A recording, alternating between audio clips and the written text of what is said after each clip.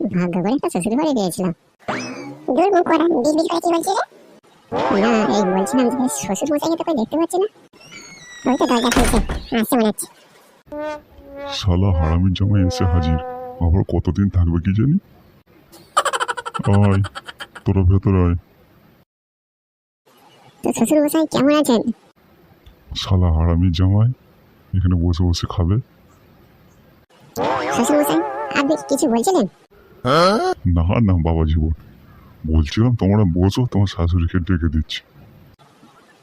কি শাশুড়ি মা ভালো আছেন? জামাই মা বলতে অসুস্থ হচ্ছে, মা বলতে পারে না। হুকুম জামাইকে জলটা দিয়ে আয়।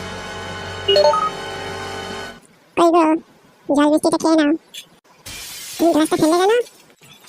লেবার শুধু জল হয়ে যায়, মিষ্টি কই? শালা বালের কিপটে স্বামী। লেবার শ্বশুর জল, প্রথমেই শুধু জল, মিষ্টি আরে কিচ্ছু নিয়ে আসে না। এই খাওয়া চলে এসো। ওই শালা, আমার শ্বশুর মশাই তো খাবারের হেভি হেভি আইটেম করেছে।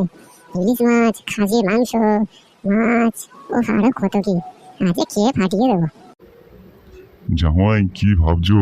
খাও খাও, তাড়াতাড়ি সব খেয়ে শেষ করো। এই তোমার আর কিছু লাগবে?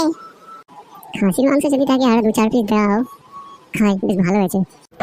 শালার জামাই শ্বশুরের পেয়ে এবারে গলা ভর্তি করে খাচ্ছে, শালা হারামি। শ্বশুর মশাই কিছু বললেন আপনি? না না, বলছে না হাড় মাংসগুলো একটু ভালো করে চিবিয়ে চিবিয়ে খাও। পেট ভর্তি হয়ে গেছে শ্বশুর মশাই, এবার উঠি আমি। হ্যাঁ খাই না, ওরা উঠতে গিয়ে পেছন দিক দিয়ে হাওয়া বেরিয়ে গেল।